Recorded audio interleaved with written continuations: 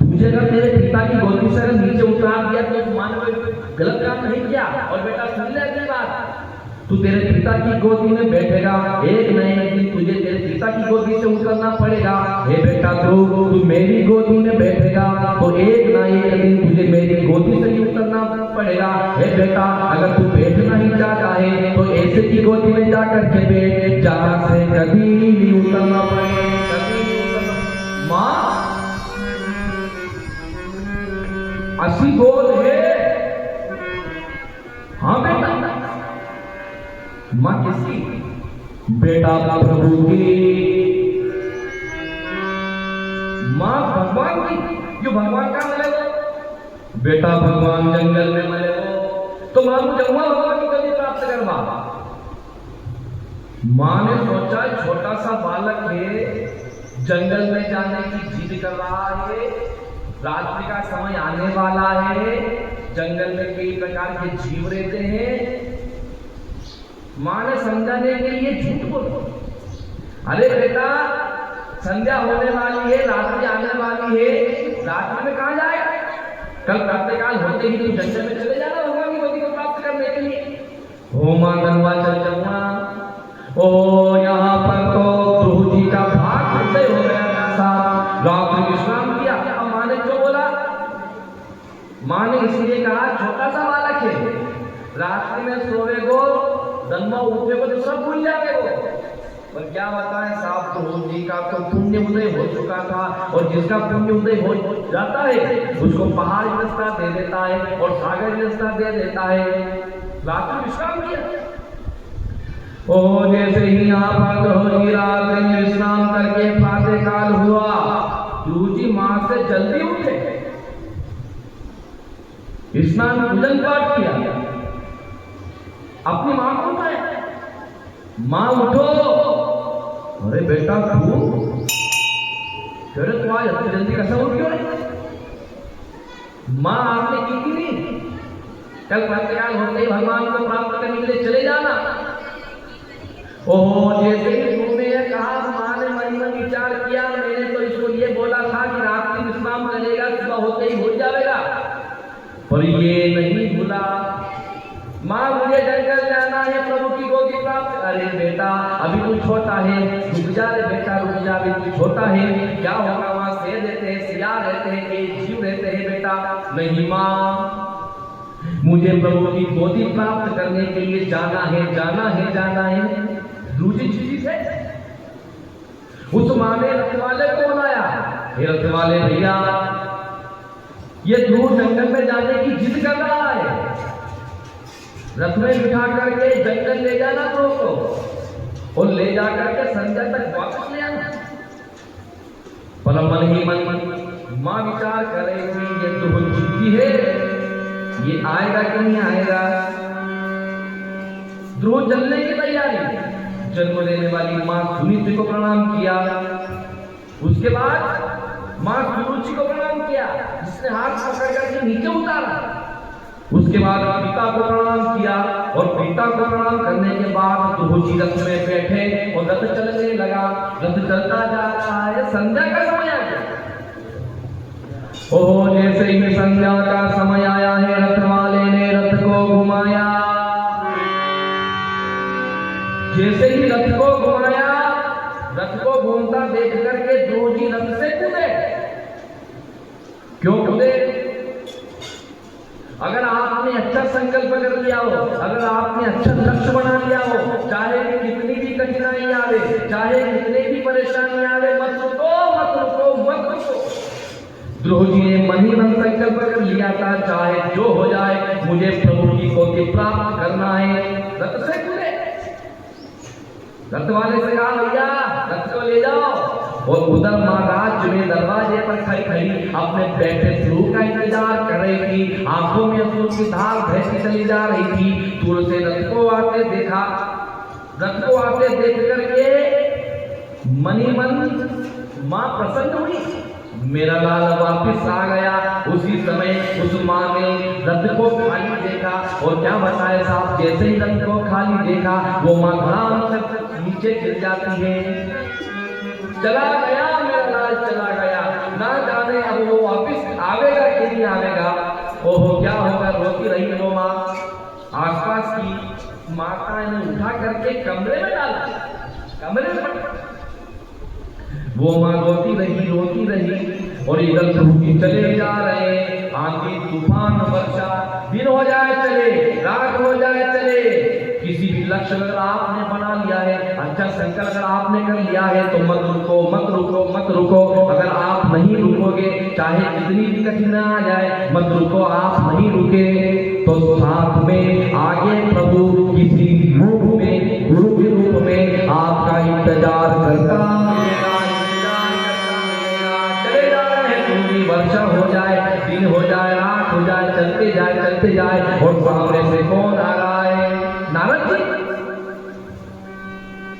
नारद जी ने देखा ये घना जंगल, कई जीव इसमें रहते हैं, वो ये छोटा सा बालक। हे बेटा, तू इस जंगल में क्या कर रहा है और तेरा नाम क्या है? महाराज मेरा नाम ध्रुव। क्यों रे ध्रुव? क्यों रे, वन में कई जीव रहते हैं, शेर रहते हैं, सियार रहते हैं, तू जंगल में अकेला क्यों आया? महाराज मेरी मां ने कहा है जंगल में मुझे प्रभु मिलेगा। कही गई हो? हमारी मां ने की है कि भगवान में जंगल में भगवान बनेगा, तुम भगवान की गोदी में बैठो, आप जंगल में आयो। क्यों रे, ऐसे भगवान मर जाए? और फिर एक बात बता, तो भगवान बात से लगवा आयो। हाँ महाराज, तो तेरा गुरु कौन? जैसे ही नारद जी ने ध्रुव से पूछा तुम्हारा गुरु कौन, तो ध्रुव ने पलट करके कह दिया महाराज आप सबसे पहले मुझे बताओ गुरु गणे के। क्यों रे? तो यही मालूम गुरु गणे के और भगवान की प्राप्ति करवा चली गयो। वारे वाह बात, जा घर बड़ा होना, फिर किसी को गुरु बनाना, गुरु बनाकर गुरु से मंत्र लेना, मंत्र का जाप करना और जाप करके फिर जंगल में आ जाओ, फिर तपस्या कर दिया, फिर भी कोई जरूरी नहीं कि भगवान बन गया। तो ध्रुव जी देवी महाराज तो आज्ञो, हे बेटा बिना गुरु की कृपा से ईश्वर नहीं मिलता और बिना हरि की कृपा से गुरु नहीं मिलता। ये दोनों एक दूसरे के पूरक हैं। बिना गुरु की कृपा से ईश्वर नहीं मिलता और बिना गुरु की कृपा से गोविंद नहीं मिलता है। राजा क्या करूं? घर जा। नहीं महाराज मैं घर से आ चुका हूँ, मेरी माँ ने कहा है कि प्रभु जंगल में मिलेगा, उनको प्राप्त करने के लिए आ गया और अब तो तुम्हारे घरे जाओ के बड़ो के गुरु बनो, मंत्र लूं, जाप करूं, फिर जंगल में आओ। ये महाराज इतना समय मेरे पास नहीं है और मन ही मन बहुत ही विचार कर लिया, तो समय हमारे पास नहीं है। तो उसी समय में ध्रुव जी ने अपना सा शरीर नारद जी के चरणों में डाला। नारद जी कहने लगे क्या करे? हे महाराज आज से आप ही मेरे गुरु। और चरणों को पकड़ करके गुरु जी की वंदना करने लगे और कहने लगे क्या कि भरोसे गुरु मारिया जाए,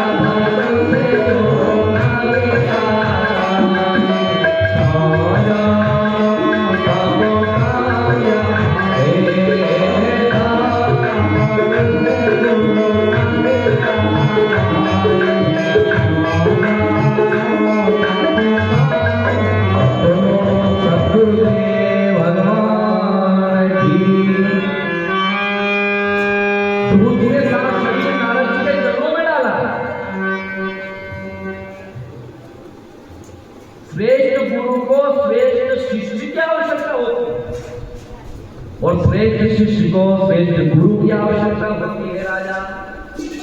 उसी समय नारद जी ने ध्रुव को 12 अक्षर का मंत्र दिया। कौन सा? ओम नमो भगवते वासुदेवाय। अब अणिमंत्र को अर्थ अपन पहला दिन करता में सुन चुके। ओम नमो भगवते वासुदेवाय। और नारद जी ने ध्रुव से कहा, बेटा ध्रुव तू तपस्या के लिए जा तो रहा है, पर हमारी बात सुन ले। जी महाराज, अगर थारा सामने अगर ईश्वर भी आ जाए तो आंखें मत खोल दीजिए बेटा। तो ध्रुव ने कि महाराज एक तपस्या करी हो, अगर वो सामने आ जाओ तो फिर बेटा वो अगर ईश्वर के तारा सामने आ जाए तो आंखें मत खोल ले। क्यों? अरे संसार में कई लोग ईश्वर मान के बैठे हैं, बेटा मेरी तपस्या बगाड़ दे। फिर महाराज अगर गुरु बार सामने आए तो कैसा बेटा हुआ?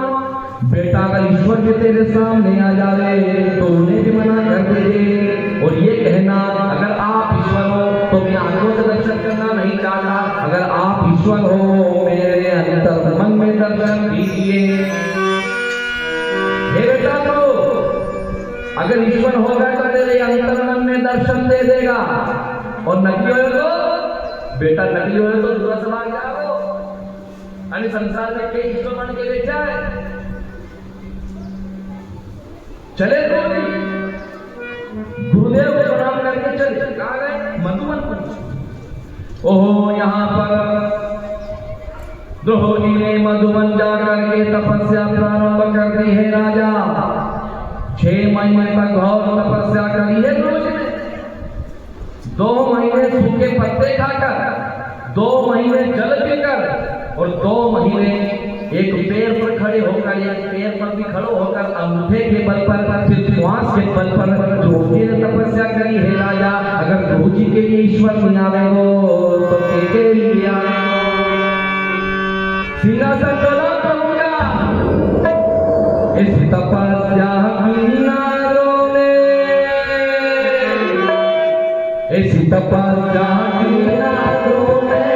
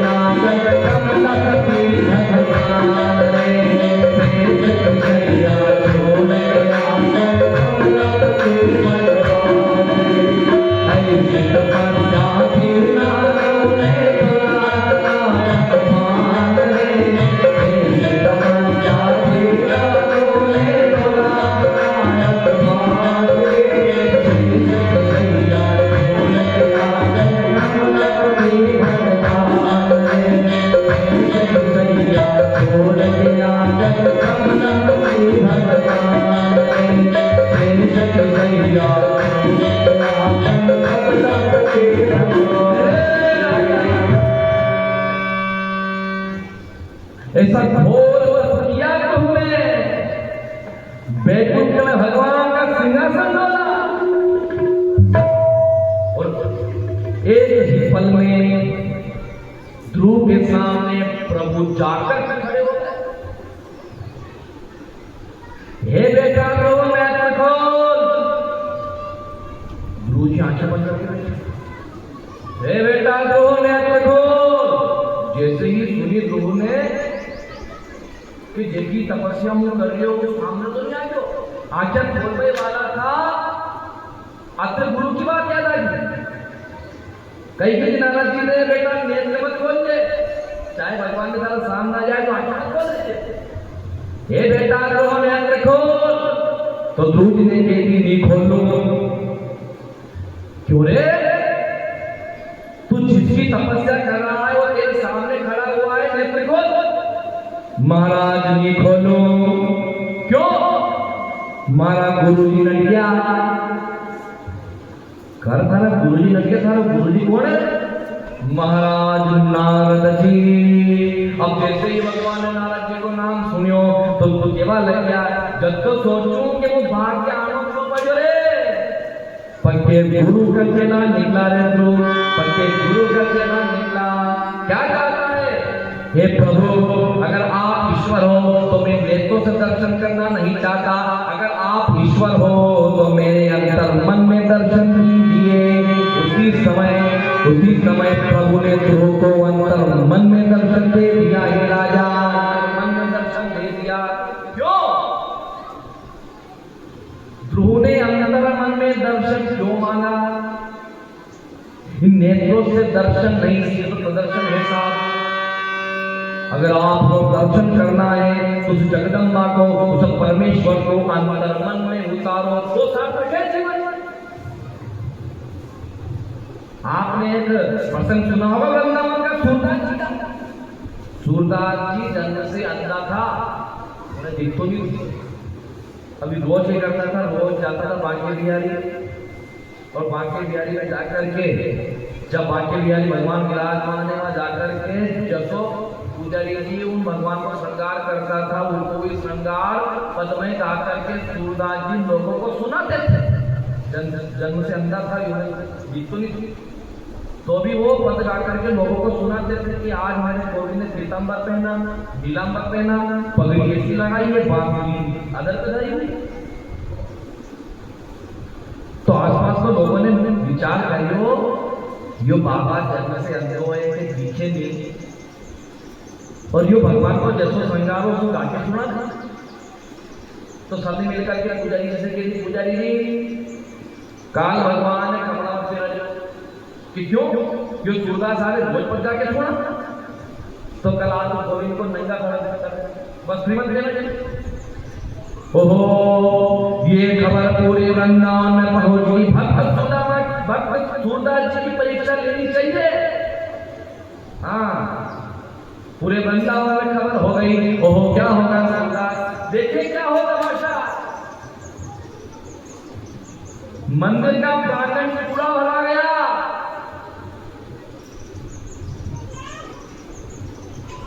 पुजारी जी ने पट खोला, सूरदास जी आए, और सूरदास जी ने जैसे ही भगवान का दर्शन किया और दर्शन करते करते जोर जोर से नृत्य करने लगे। हे राजा, नृत्य करने लगे। अब जैसे ही सूरदास जी नाच पर आ गया तो आसपास का लोग ने कि बाबा पागल हो गया, बेटा हो गया, यो बाबा क्यों नाच रहे हो, पागल हो गए क्या? अरे क्या बताऊं भैया, क्या बताऊं भैया, आज मेरा गोविंद नंगा ही खड़ा है, क्यों? चाहे सूरदास जी के नेत्र नहीं थे, चाहे सूरदास जी आंख से देख नहीं सकते थे, पर सूरदास जी के अंतर चक्षु खुले हुए थे राजा। अंतर चक्षु से उन्होंने भगवान का दर्शन कर रखा है। सूरदास जी ने प्रभु को अंतर मन में बिठा करके रख रखा है। हम इस कथा के माध्यम से ये कहना चाहते हैं, इन नेत्रों से सिर्फ प्रदर्शन है साहब। अगर आप दर्शन करना चाहते हो उस जगदम्बा को, प्रभु को अंतर मन में उतारो।